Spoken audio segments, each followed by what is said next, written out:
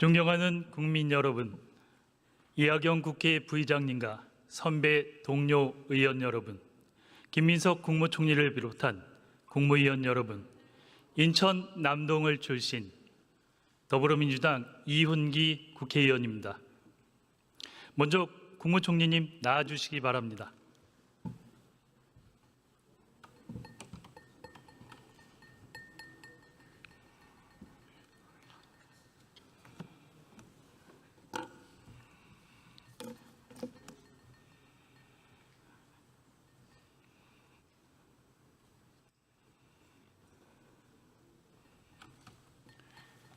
예, 새벽 총리님 고생이 많으십니다. 네.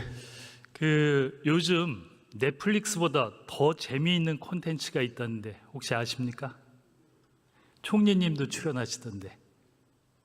그러면 뭐 국무회의 말씀하시는 예. 건가요?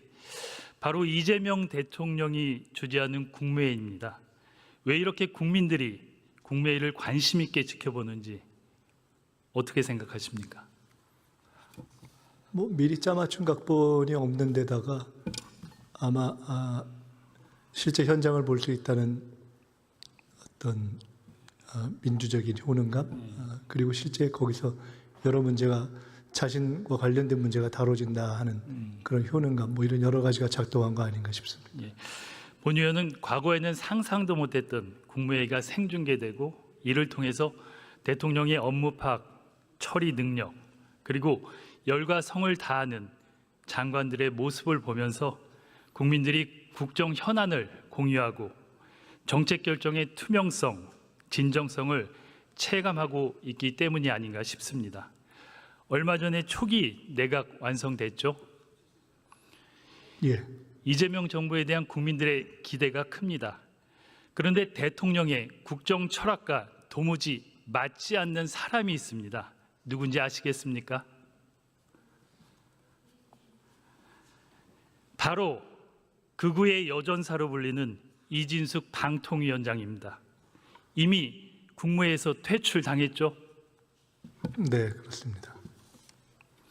이진숙 위원장은 정치적 중립 위반, 의무 위반으로 감사원의 주의 처분을 받았습니다.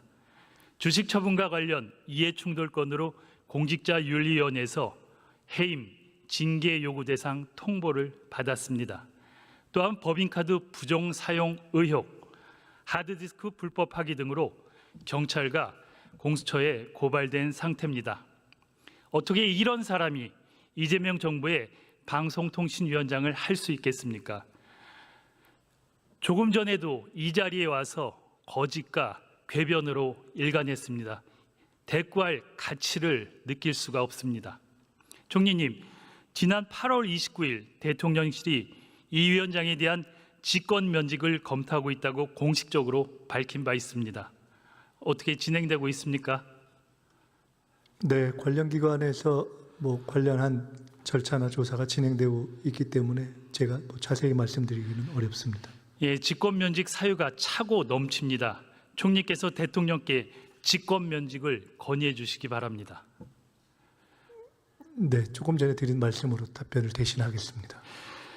아울러 금융위원회 조직 개편 과정에서 직원들의 불만을 표출하고 이로 인한 업무 태만이 이어져서 민원이 제기되고 있다고 합니다. 기분이 나빠서 일하기 싫다고 합니다. 더 이상 모피아 세상이 아닙니다. 조직의 안정적 운영과 공직기강 확립을 위해 감사 등 조치를 취해 주시기 바랍니다. 네, 정부 조직 개편에 관한 과정은 저희들이 충분히 큰 방향을 설명하고 또 그런 과정을 통해서 차근차근히 풀어가도록 하겠습니다. 지난 4월 SK텔레콤에서 2,200만 명의 개인정보가 유출되는 사상 초유의 참사가 벌어졌습니다.